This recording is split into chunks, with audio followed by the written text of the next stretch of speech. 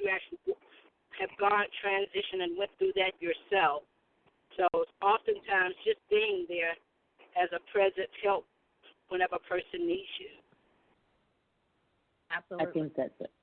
So to chime in on what Ms. Teresa is saying, I have a friend that had a quote that wanted me to leave it for this page, and what you said is right on time, Ms. Teresa.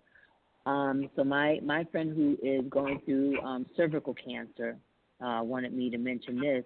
So Shay said, one of the most important ways a friend supported me was by listening to me as I decided what to do, says Shay. Right. She's 62 years old. So she had to go through chemotherapy, and she's continuously, because her cervical cancer is inoperable. So she went on to say, when I was in decision-making mode, it's all I could think about or talk about. My friends listened to me over and over again. I think she learned more than she ever wanted to, and she helped me formulate the questions I needed to ask my doctors. She didn't give advice, and that's a key thing. She didn't give me advice, but she acknowledged the difficulty of the situation. So the listening was most helpful, and that's a quote coming from Shay from Tacoma, Washington, and that was her testimony on how she got through. So the key word for her support, she just wanted somebody to listen to her. Because oftentimes when you're listening, they can get the answer themselves by speaking it aloud. Because when you're by yourself, you tend to hold things in. So if you have that listening ear, you're speaking it aloud. In actuality, you're speaking to yourself, and you're giving yourself advice. Absolutely. And I like your input. So that means you must have been very proactive, being super supportive, because you're very receptive to everything we're talking about tonight. So I really do appreciate that. I can definitely attest to that. There were moments where I called or she would call, and Aunt Teresa would just let me talk, and she wouldn't say a word. So, and that, I thank you for that, Aunt Teresa, for allowing me to get it out, to vent, and just being that listening ear for me. Thank you so much. Exactly, because that was your release valve. Sometimes you just need to release. Yes. Amen.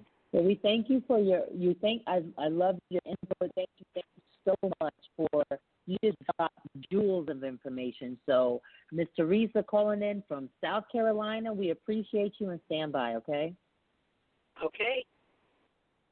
All righty. So now let's pick up the phone lines and let's talk to Miss Denise.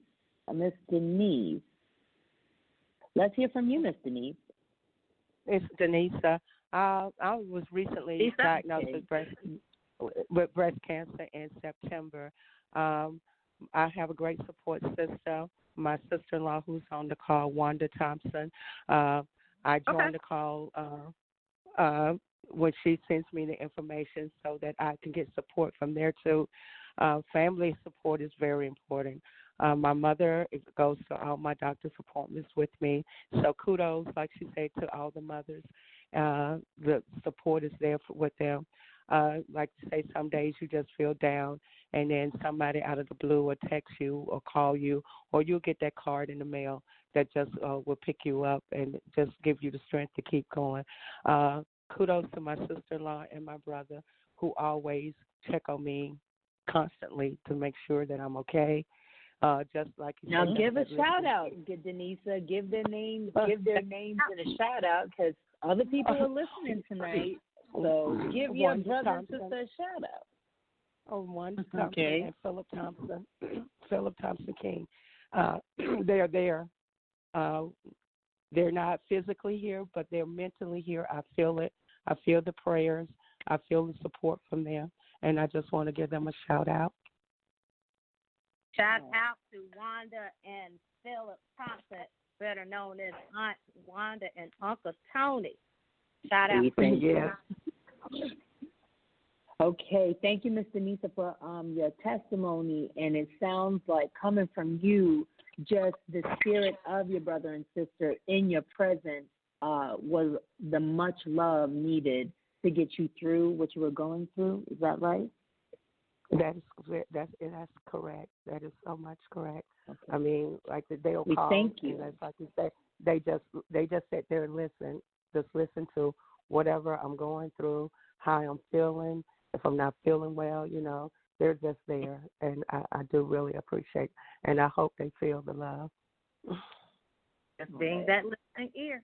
Sometimes that's all it takes, just having that listening ear, someone to talk to. So I'm so glad that you had that, and you still have that support system to help get you through.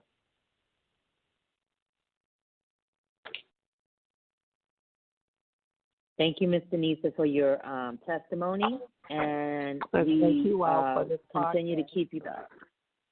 Oh, thank you. So, call letters for this show are www.blogtalkradio.com/LoveJonesTie. And if you want to call in, studio line 212-668-2718. And this is the Voice of the People co-host, Miss Tisha. And T with the big C. So you know what, Tisha? Tell the listeners why you decided to name it T and the big C. What's all the C about? The C is all about cancer. Okay. For me, it was breast cancer because that's the type of cancer that I was diagnosed with. And although I am 5 years in remission, my life still, it does not stop because the breast cancer is gone. I wanted to create this platform for listeners to be able to have another resource to talk, just to cover. And I love to drink tea, so that's where the tea comes in. Okay. So we're going to just continue to spill the tea because I'm loving the tea. Aren't they spilling some good tea tonight? This is some good tea, absolutely. So I'm sipping on a cup of coffee right now, guys, but I love tea too, but I had to have my coffee. I needed it. So we got some more callers calling in, and we're going to go to Miss Hattie. Miss Hattie of South Carolina. Let's bring you in, and if you could, spill the tea with Miss Tisha. You got any tea to spill on the big C we call cancer? No, it's just that I wanted to call in and be a support for Tisha's show that she's doing. And also, because I've been supportive of her when she first found out about it, and it's like everyone said, you have to have that listening ear in order to be able to help someone. Because even if you're just sitting there listening, you don't realize that you're getting some help with other things too. People go through a lot of different things with ailments other than just the breast cancer. It's a lot more illnesses out here. I be around a lot of people that different things is that I see and know about. So once they start talking to me about it, and I'm more into the prayerfully praying and being intercessory for the people that talk to me about their problems. So when Tisha contacted me and told me about it, and her mom did, once we rallied around her, I went into the prayer mode. That constant prayer. That was my gift to her. Even though she could still call me and talk to her, talk to me about things. It's that prayer. That prayer was the one that kept me not falling apart. I would say it like that. Because in the beginning, I wanted to fall apart, but I knew I couldn't. So I knew God had his hands on me in order for me to build myself up to help her. I had to stay in that prayer mode that he has blessed me with in order for me to help people and to strive. You know what I mean? Yes, ma'am. Yes, ma'am. Absolutely. Yes, ma'am. I really appreciate you taking the time to really, because I felt some of the things you were saying, and I know that that can be hard for friends or family when you said you were afraid, but you didn't want to show that. And I commend you for that. And I just want to say thank you. I really do. Your testimony was very powerful. I really appreciate that. So we're going to continue on. And what's up, Miss Tisha? What's going on? What do you got to say? I just got to say you're with T and the Big C, and we're going to continue to sip on some tea and chat. This is an awesome, awesome discussion that we are having, and I hope that our listeners are getting some great information out of this. But let's continue. Let's continue to talk, guys. That's all right. Yes. Who's on the line, and who you want to talk to? Let's talk to Miss Margaret. Miss Margaret. Got a minute? That's right. Miss Margaret calling in from South Carolina. How are you doing? I'm okay. That's good. So let's spill some more tea. Spill some tea and tell the listeners about this amazing woman you called your daughter. Well, I would trade her in for nothing in the world. This young lady has kept me young, I would say. There are a lot of times in my life that I felt like giving up on different challenges that I've had to face. But when we had to take on this particular task, and I look at it as a task because we had to really fight. You know, it encouraged me to give all I had to make sure she gave all she had. I never wanted my child to see me weak because I never wanted her to be weak. Because this battle really wasn't ours, it was the Lord, but He allowed it to come upon us. So we had to fight, and just seeing her willpower and her determination, that lets me know that the scripture fulfilled itself, that we can do all things through Christ that strengthens us.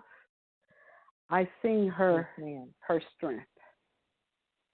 And I never wanted her to see me weak, so therefore we build off of one another. And I'm so thankful that she had that willpower. And she's a very strong-willed person. And now that I know that she has the capability of reaching way down within herself to encourage herself, to strive towards what she wants to do and how she wants the outcome to be for herself. So this is one child I don't have to worry about. Because when the challenges came where it was a matter of life and death, she chose life. And I'm so glad she chose life. I'm so glad she chose life because me being a parent, I don't want to bury no child. Amen. And Ms. Margaret, I want to ask young you. Age. So I want to ask you, did she give you a hard time when she was young? I